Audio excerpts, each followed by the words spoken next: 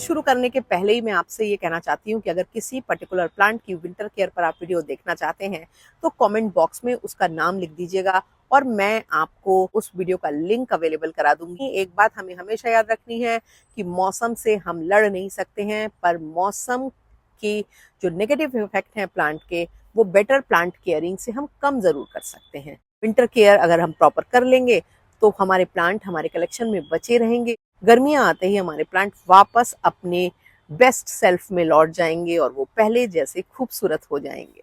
नमस्कार, आप देख रहे हैं गार्डनिंग एस्थेटिक्स। मैं हूं अनीता दिनेश। गार्डनिंग एस्थेटिक्स में हम प्लांट के हर एस्पेक्ट को कवर करते हैं, आपकी गार्डनिंग के हर एस्पेक्ट को कवर करते हैं और आपको बताते हैं कि कैसे मिनिमल एफर्ट में सही तरीके से आप अपने गार्डन को खूबसूरत बना सकें, अपने प्लांट को लश और हेल्दी बना सकें। बदलते मौसम में रहने वाले लोगों के लिए अपने परमानेंट या इंडोर प्लांट्स की जो केयरिंग होती है वो बहुत चैलेंजिंग होती है, क्योंकि जैसे ही वो प्लांट खुश होते हैं मौसम बदल जाता है और जब मौसम बदल जाता है तो फिर वही हो जाता है, सारी मेहनत लगता है पानी में चली गई। पर आप यकीन मानिए कि कुछ तरीके ऐसे हैं जिनसे कि आप अपने परमानेंट और इंडोर प्लांट्स को बचा सकते हैं सर्दियों के बहुत ज्यादा नेगेटिव असर से। पर वीडियो को शुरू करें इसके पहले अगर अभी तक आपने मेरे चैनल को सब्सक्राइब नहीं किया है तो प्लीज उसको सब्सक्राइब कर लीजिए, बेल आइकन जरूर पुश कर दीजिएगा ताकि गार्डनिंग से जुड़े हुए मैं जो भी अपडेट करूं वो आप तक पहुंचे। वीडियोस जब पसंद आते हैं तो उनके लिंक को अपने गार्डनिंग लविंग फ्रेंड्स के संग शेयर करना बिल्कुल भी मत भूला करें। जब आप उन पे लाइक करते हैं, जब आप उन पे कमेंट करते हैं तो हमारे वीडियोस ज्यादा लोगों तक पहुंचते हैं, जिससे कि हमारी कम्युनिटी बढ़ती है। तो ये भी एक ऐसा काम है जिसको करना बिल्कुल भी मत भूलिएगा। और अब जबकि सर्दियां आ रही हैं तो हमारे प्लांट डल तो होंगे ही। तो आज का जो वीडियो है वो 5 ऐसी प्लांट वैरायटीज के बारे में है जो हमारे व्यूअर्स, हमारे सब्सक्राइबर फ्रेंड्स हमसे डिमांड कर रहे थे। ये जो वीडियोस मैं बनाती हूँ ये आपकी जो कमेंट बॉक्स में क्वेरीज आ रही हैं उनके बेसिस पे बनाती हूँ। और बहुत सारे लोग syngonium elbow, silver satin pothos, schefflera, syngonium Wendy, mini Aralia, in plants की विंटर केयर के बारे में तरह तरह के सवाल पूछ रहे हैं। तो हम अब इस वीडियो को शुरू करेंगे और वीडियो की शुरुआत में हम सिंगोनियम एल्बो पे बात कर लेंगे, क्योंकि सिंगोनियम एल्बो ज्यादातर एग्जॉटिक प्लांट लवर का पहला एग्जॉटिक प्लांट होता है, तो वो उसको लेकर के थोड़े ज्यादा इमोशनल भी हो जाते हैं। और फिर ये प्लांट बारिश के दिनों में, गर्मियों में इतना खूबसूरत हो जाता है कि सर्दियों के बारे में सोच करके ही डर लगता है कि फिर तो इसकी पत्तियों में ब्राउन पैचेस आने लगेंगे, इसकी जो वेरीगेटेड पत्तियां हैं वो डल होने लगेंगी, कई बार वेरीगेशन रिवर्ट होने लगता है, कई बार प्लांट एकदम लीफलेस हो जाता है, उसकी लीव्स बेरौनक हो जाती हैं। बहुत तरह की समस्याएं सिंगोनियम एल्बो में इस दौरान आती हैं। एक छोटी सी स्टेम से ये इतनी लंबी और बीसियों प्लांट की जर्नी पूरी हुई है। बहुत छोटा सा प्लांट में लाई हो, धीरे धीरे प्रोपोगेट करते करते इससे इतने प्लांट बन गए हैं। और ये जो समय है, ये सबसे पहला काम आपको क्या कर लेना है? सबसे पहला काम तो ये कर लेना है कि आपको उसका सन एक्सपोजर थोड़ा बढ़ा देना है, यानी कि आप इसको फुल सन में भी रख सकते हैं सर्दियों के दौरान। आप फिर फरवरी के मिड में इसको इसके प्लेस पे रख दीजिएगा। इसकी इस तरह से ओवरग्रोन स्टेम्स अगर हो तो इनको निकाल करके इस तरह से पानी में रख दीजिए। ये जो अरेंजमेंट है ये आप इंडोर में सजावट के लिए यूज करिए। ज्यादा प्लांट है तो आप ज्यादा इस तरह के अरेंजमेंट बना के रख सकते हैं, ताकि आपके 1-2 महीने में इनमें रूट्स आ जाएंगी और ये अंदर घर के सुरक्षित रहेंगे। तो जैसे ही फरवरी का महीना आएगा आप इनको पॉट्स में लगा देंगे तो आपके नए प्लांट तैयार होने लगेंगे।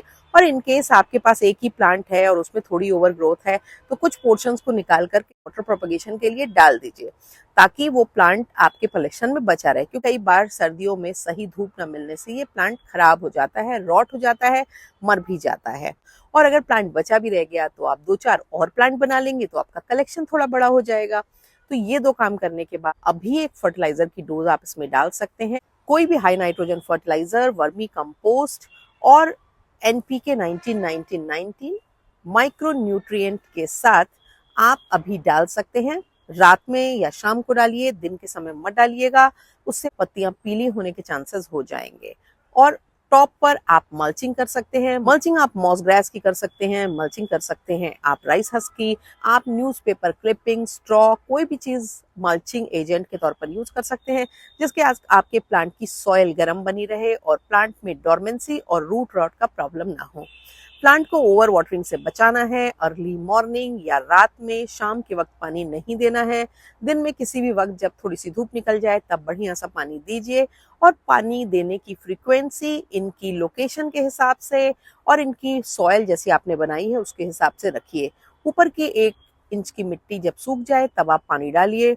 पर हमेशा ये ध्यान रखना है कि ज़्यादा सर्दियां जब बढ़ेंगी और जिस दिन आसमान साफ होगा उस दिन ज़्यादातर चांसेस होते हैं फ्रॉस्ट गिरने के रात में, और ये फ्रॉस्ट आपके प्लांट्स को रातों रात मार सकता है।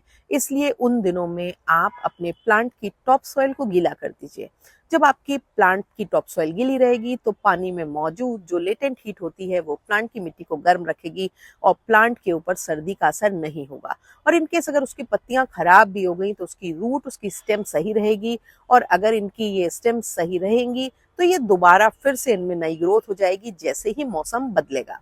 और अभी वैसे कम से कम नवंबर एंड तक ये बहुत अच्छे चलते रहेंगे। इनमें उतना ज्यादा मौसम का असर नहीं आएगा अगर आप नॉर्दर्न इंडिया के प्लेन्स में रहते हैं तो। और अगर आप एक ऐसे एरिया में रहते हैं जहां मौसम बिल्कुल भी नहीं बदलता है तो फिर आपको कोई परेशान होने की जरूरत नहीं है, तब इनके ऊपर मौसम का उतना असर नहीं। अब बात कर लेते हैं सिल्वर सैटिन पोथोस की। सिल्वर सैटिन पोथोस की मेरे पास बहुत सारी वैरायटीज हैं, और आपने अगर मेरी सैटिन पोथोस वैरायटीज वाला वीडियो तो आपको इस वीडियो में अभी अंदर ही उसका लिंक आता मिलेगा। देखिएगा कितनी खूबसूरत कई ऐसी अनूठी वैरायटीज मेरे पास सैटिन पोथोस की हैं जो शायद ही पहले आपने कहीं देखी हो। पर अभी खरीदना नहीं, फरवरी के बाद ही उनको खरीदना होगा, क्योंकि इन जितनी डेलिकेट वैरायटी उतना ज्यादा डोरमेंसी में जाने का या विंटर स्ट्रेस्ड होने का चांस होता है। और जैसे ही लो सनलाइट में इस मौसम में रखते हैं पत्तियां पीली होने लगती हैं। आप इनको भी एक अच्छे सनी एरिया में शिफ्ट कर दीजिए, कम से कम मिड फरवरी तक के। पानी बहुत नहीं डालना है और पॉट में नमी बनी रहे इसके लिए टॉप मल्च कर दीजिए। जब आप टॉप में मल्चिंग कर देंगे, ये टॉप मल्च कर दीजिए। जब आप टॉप में मल्चिंग कर देंगे तो मिट्टी में अंदर नमी भी बनी रहेगी और मल्चिंग एजेंट की वजह से अंदर गर्माई बनी रहेगी, यानी कि रूट्स को ठंड नहीं लगेगी। वो अपनी ग्रोथ के पैटर्न को थोड़ा बहुत तो मेंटेन रख ही पाएंगे। एटलीस्ट विंटर स्ट्रेस्ड नहीं होगा ये प्लांट। बाकी की जो केयर है वो बिल्कुल वही होनी है। फर्टिलाइजर अब मत डालिएगा, या आप 5-6 दिनों के भीतर अगर ये वीडियो देख रहे हैं तो आप डाल सकते हैं। पर जैसे ही आपका नवंबर मंथ शुरू हो इसमें बिल्कुल भी आपको नहीं डालना है, और हो सके तो अपने पॉट को किसी ऐसी जगह रख दीजिए जहां पर ये नीचे इसके मिट्टी वाली जगह रहे, सॉयल वाली जगह रहे।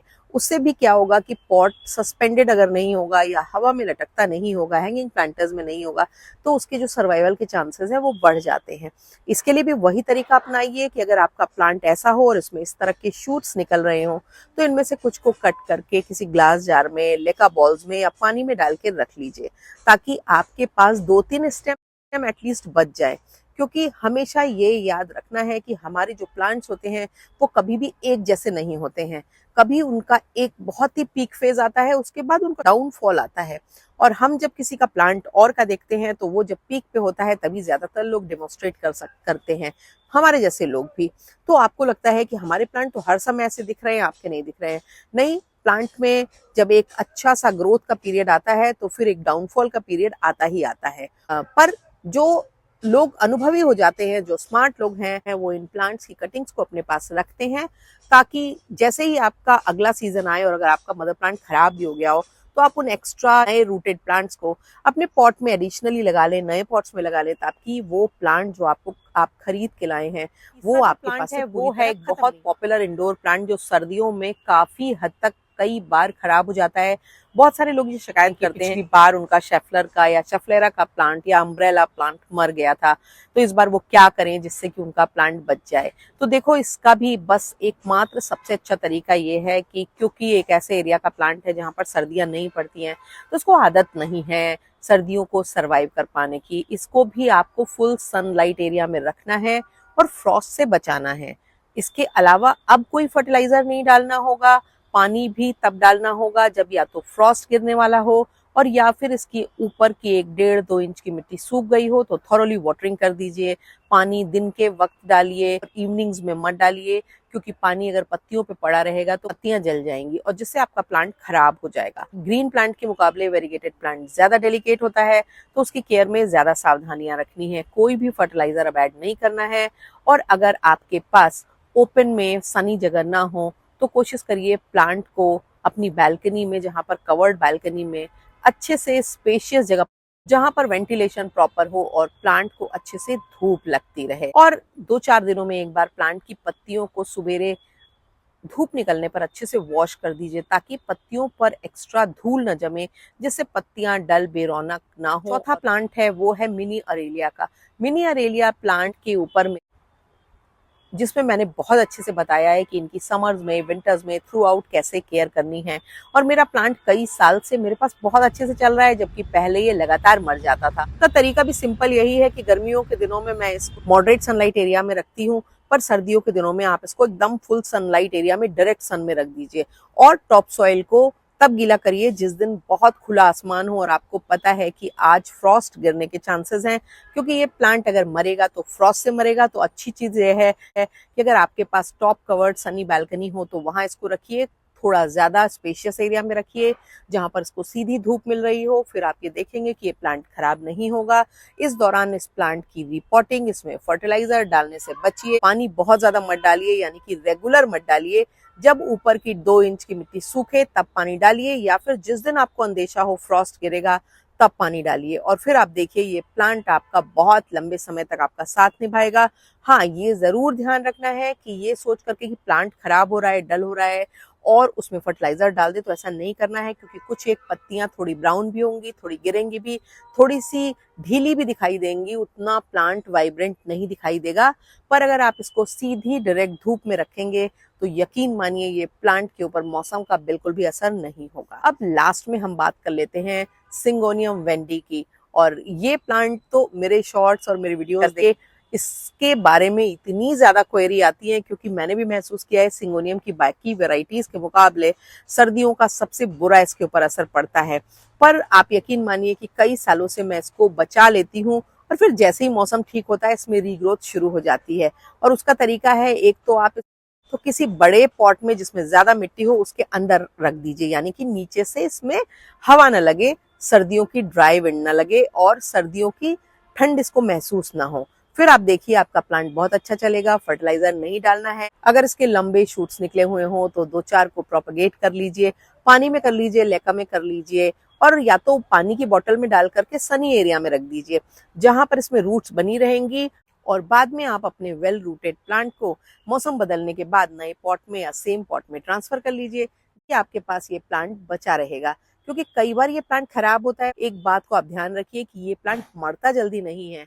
इसमें पत्तियां खत्म हो जाएंगी, पर जैसे ही सीजन बदलेगा इसकी जो रनर्स होते हैं उनमें पत्तियां वापस आने लगती है। तो इसलिए जब ये थोड़ा सा डल हो या खराब हो तो इसको मरा समझकर इसको डिस्कार्ड नहीं करना है। इसकी केयरिंग करते रहना है, इसको सनी एरिया में रखना है, इसमें पानी वानी जरूरत के हिसाब से डालते रहना है, और फिर ये आपका प्लांट अच्छा बना रहेगा। इसके साथ ही तमाम और प्लांट की विंटर केयर पर जो मेरे वीडियोस हैं उनके लिंक आपको इस वीडियो के एंड में मिलेंगे। आप जाकर के वहां से देख सकते हैं। आप मेरी winter care of permanent plants की जो प्लेलिस्ट है, winter care of indoor plants की जो प्लेलिस्ट है, उस पे जा करके आप अपनी रिक्वायरमेंट के प्लांट की वीडियोस को देख सकते हैं, और या उस प्लेलिस्ट को सेव करके भी रख सकते हैं, जिससे कि जरूरत पड़ने पर आपको झटपट वीडियो अवेलेबल हो जाए।